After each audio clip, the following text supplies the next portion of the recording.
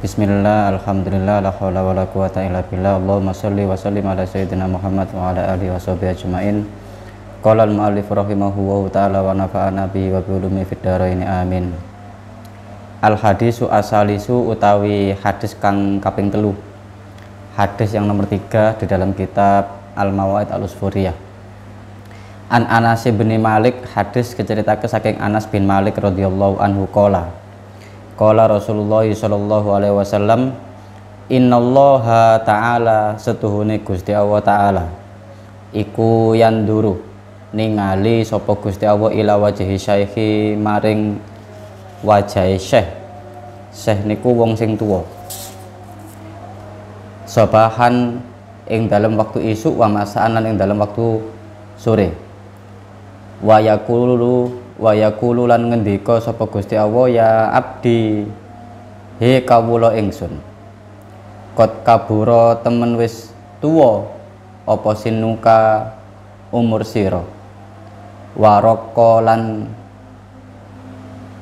tipis lan wis tipis mengkriput apa jilduka kulit sira, wadaka lan cilik apa azmuka balung sira utawa lemah melemah tulangnya, waktarobalan wis parek utawa wis idek apa ajaluka ajal sira, wahana lan parek lan dekat apa kudumuka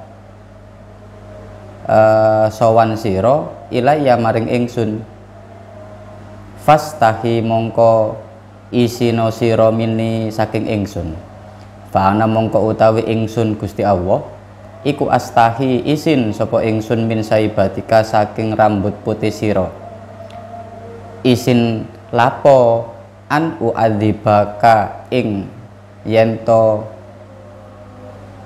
nyiksa sapa ingsun ing sira finnari ing dalem neraka.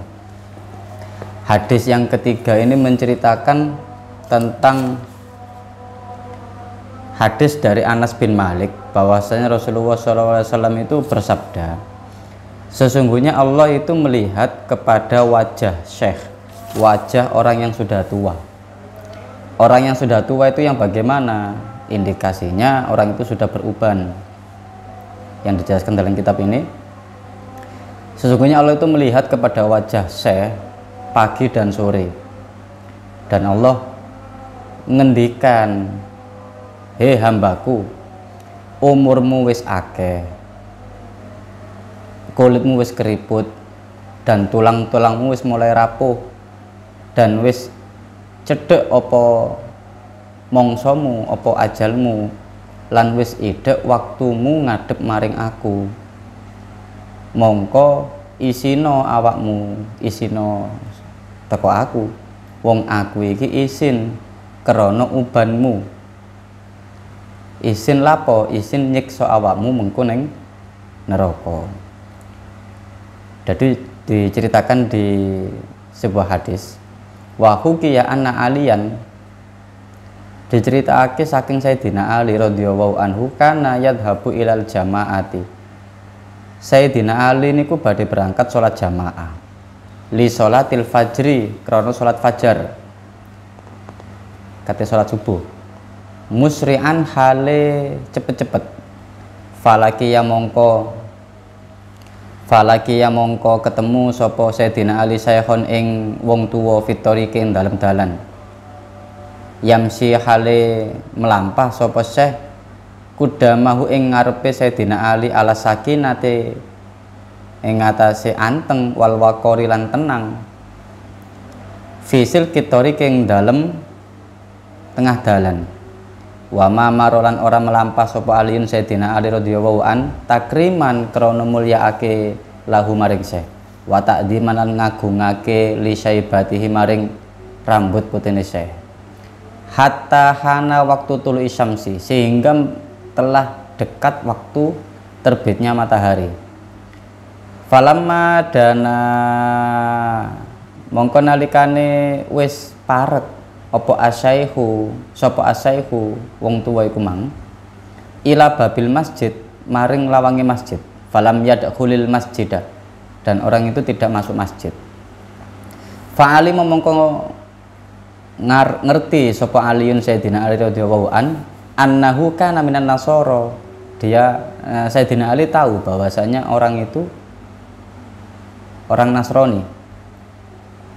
Fadakhala Aliun al-masjidah, mongko Sayyidina Ali masuk masjid. Fawajada, ketika Sayyidina Ali masuk masjid, beliau itu menemukan bahwasanya Rasulullah sallallahu alaihi wasallam firruku.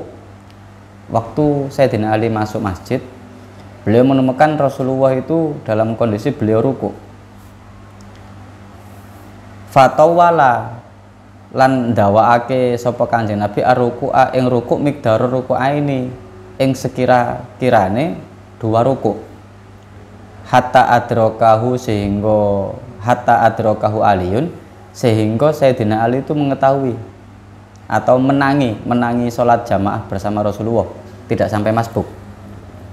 Falamma faragha min sholatihi, nah ketika setelah selesai sholat Rasulullah, setelah selesai sholatnya Rasulullah, qala ngucap atau matur sapa Sayyidina Ali, ya Rasulullah, wahai Rasulullah, lima tawal ta'arruku, nopo panjenengan kok ndawakake ruku fi hadhi sholati ing dalam sholat iki, makun tataf alumis lahada, lan panjenengan iku mboten nate ngelampahi kados ngeten. Faqala Rasulullah sallallahu alaihi wasallam, lantas Kanjeng Nabi menjawab, lamma roka'tu, nalikane rukuk sapa ingsun, wa qultu subhana rabbiyal azimi, dan saya membaca subhana rabbiyal azimi, kama kana wirdi, kaya dene wirid-wiridku, wa aradtu an arfa'a ra'si, dan saya beranjak akan mengangkat kepala saya, maksudnya mau iktidal. Ja'a teko sapa Jibril alaihi salam, wa wada'a janahahu ala dhuhri, dan Jibril meletakkan sayapnya di atas punggungku. Wa akhadhani tawilan, dan ini membuatku rukuk lebih lama. Falamma rafa'a janahahu, dan ketika malaikat Jibril mengangkat sayapnya, rafa'tu ra'si, dan aku mengangkat kepalaku. Faqalu, mongko matur sapa sahabat yang ikut berjamaah dengan beliau, lima fa'alaha kada, nopo Jibril kok ngelakoni kados ngeten. Faqala, mongko matur sapa Kanjeng Nabi, jawab sapa Kanjeng Nabi, masa'al tuhu andalika, aku gak takon iki mang nang Jibril. Fa hadara Jibril alaihi salam, nah tatkala dialog antara sahabat dan Kanjeng Nabi, beliau ditanya kenapa kok Jibril melakukan seperti ini, beliau menjawab, saya tidak bertanya. Tiba-tiba Jibril datang dan memberikan wahyu. Wa qala ya Muhammadu,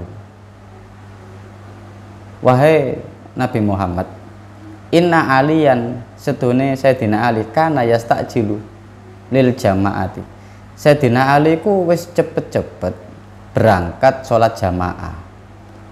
Falakiya saykhun nasraniyan fitorik, dan di tengah jalan beliau bertemu dengan seseorang yang sudah tua di jalan, dan dia itu orang Nasrani. Walam ya'lam aliyun annahu nasroniyun, dan Sayyidina Ali tidak tahu bahwasanya si orang tua yang dia temui di jalan tadi itu adalah orang Nasrani.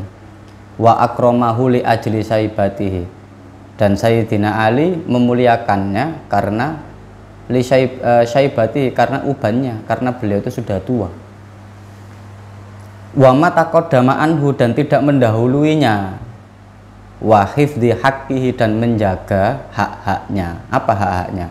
Bahwasanya haknya orang yang tua itu adalah dihormati oleh yang muda.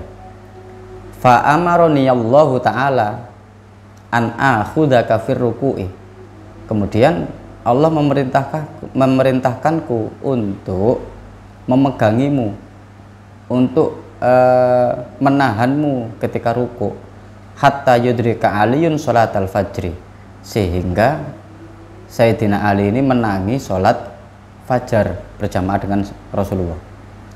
Wa hadza laysa yu'jibu wa'jabul ajab anna Allah ta'ala amara Mikail alaihi salam an ya'khudha asy-syamsa bi janahihi. Dan ini merupakan hal yang menakjubkan ketika Allah memerintahkan kepada malaikat Mikail untuk menahan matahari dengan sayapnya sehingga tidak muncul lebih cepat. Maksudnya untuk menahan matahari supaya tidak muncul, hanya untuk supaya Sayyidina Ali ini tidak sampai terlambat atau tidak sampai sholatnya itu kedahuluan oleh matahari.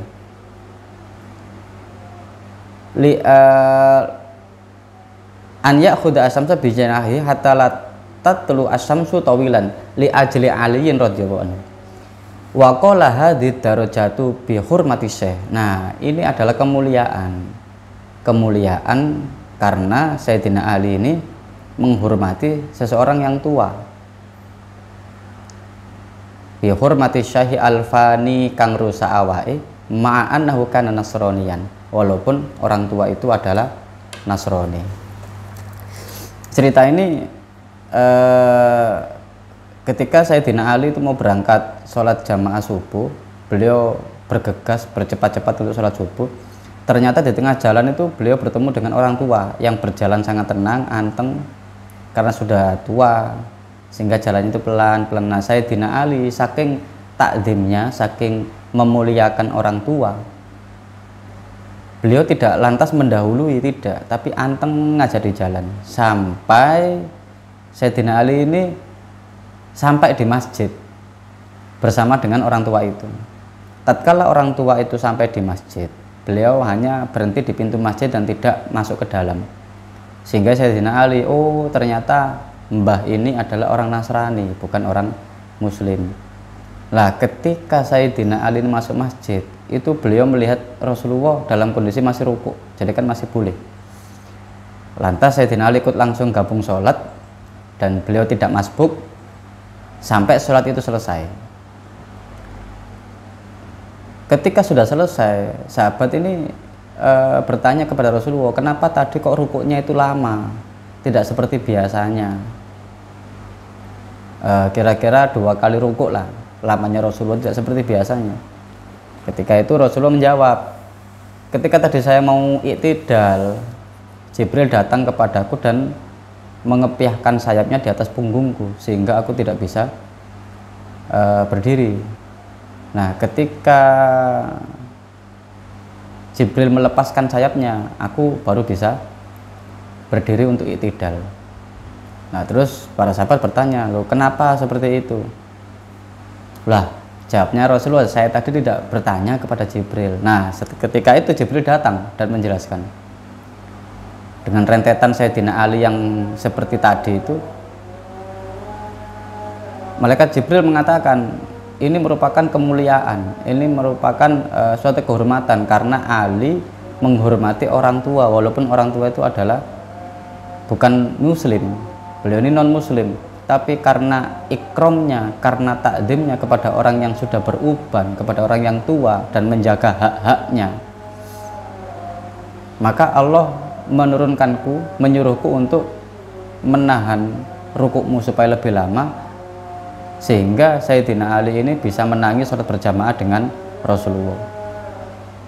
Maka dari cerita ini kita bisa mengambil kesimpulan bahwasanya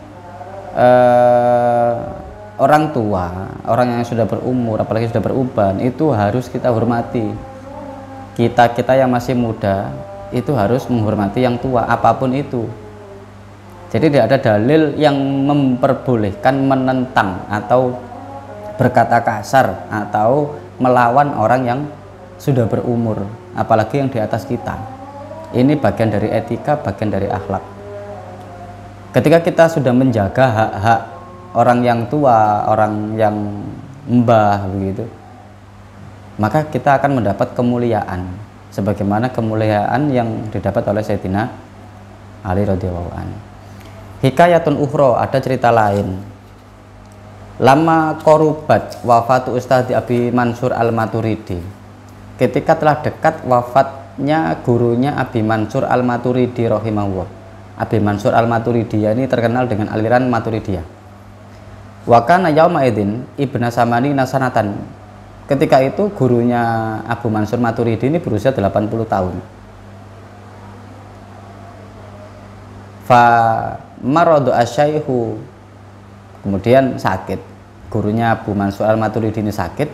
Fa amaro Aba Mansur an yatluba abdan bimislihi sittan sinan. Gurunya Abu Mansur Maturidi ini sakit, kemudian beliau ini menyuruh Abu Mansur murid beliau untuk mencari seseorang yang sepadan usianya 80, yaitu seorang budak yang usianya 80 tahun. Kemudian apa yang disuruhkan? Wayastariyahu wayatikohu anhu, untuk membelinya dan membebaskannya. Fatola Abu Mansur fama wajada misla hadzal abdi. Kemudian Abu Mansur melaksanakan perintah dari gurunya untuk mencari seorang budak yang usianya 80 tahun, berarti kan belum merdeka. Dia diperintahkan untuk mencari, kemudian membeli dan memerdekakan.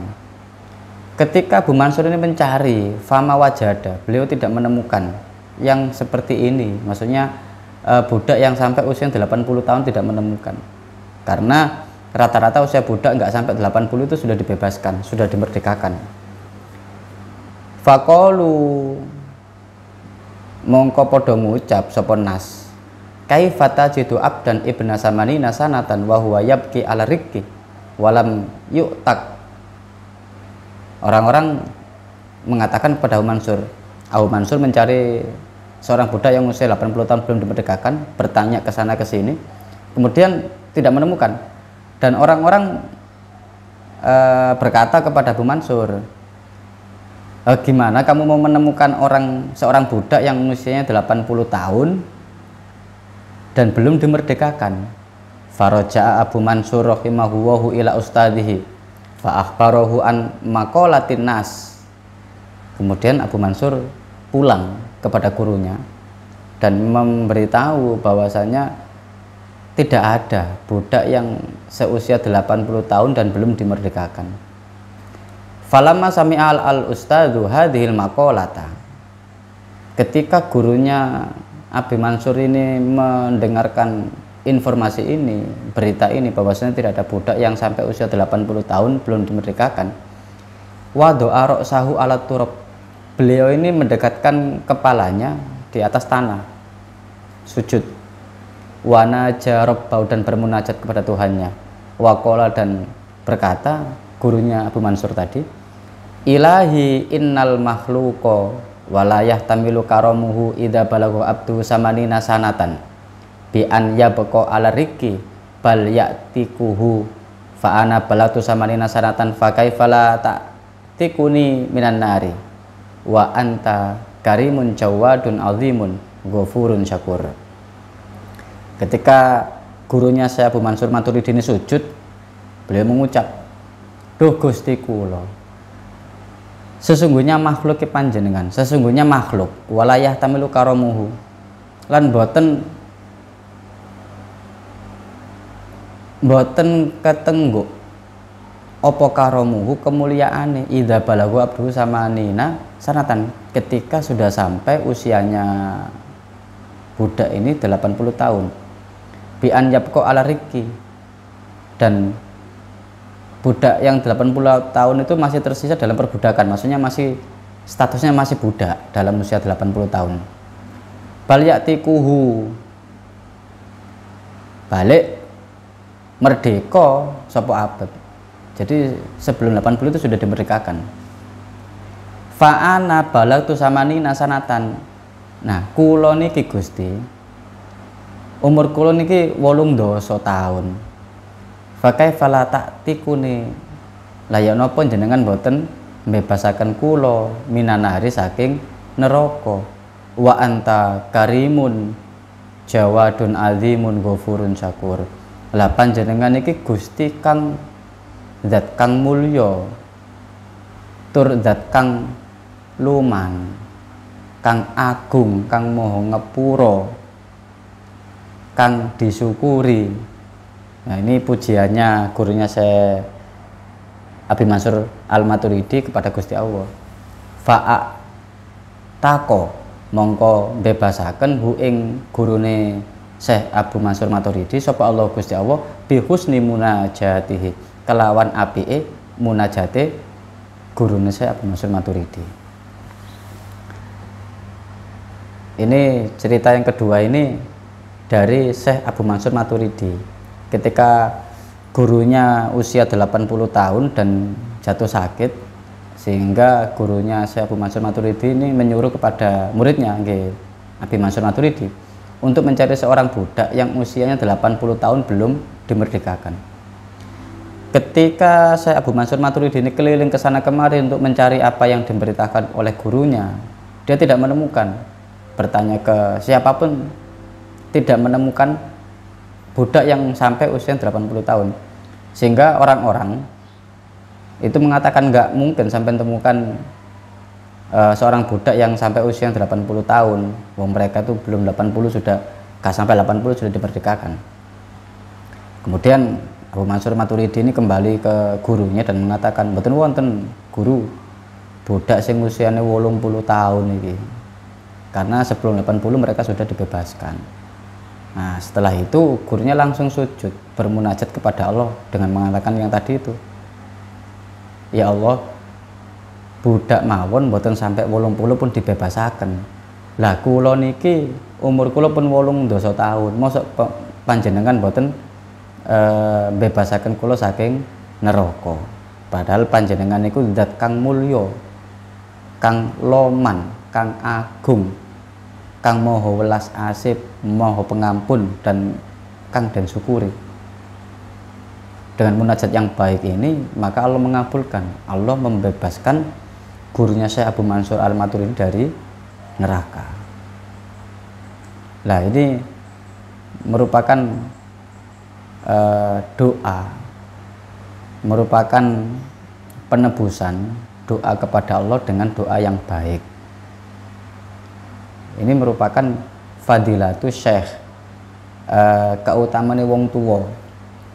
Jadi kalau sama orang tua yang usianya sudah lanjut, tidak ada dalil, tidak ada perintah yang menghalalkan kita untuk tidak beretika, walaupun orang itu non muslim, tetap kita hormati karena beliau ini lebih tua, sebagaimana cerita yang sudah kita sampaikan di dalam kitab Al-Mawaid Al-Usfuriyah. Al-Hadisu Ar-Rabi'u, wallahu a'lam bishawab.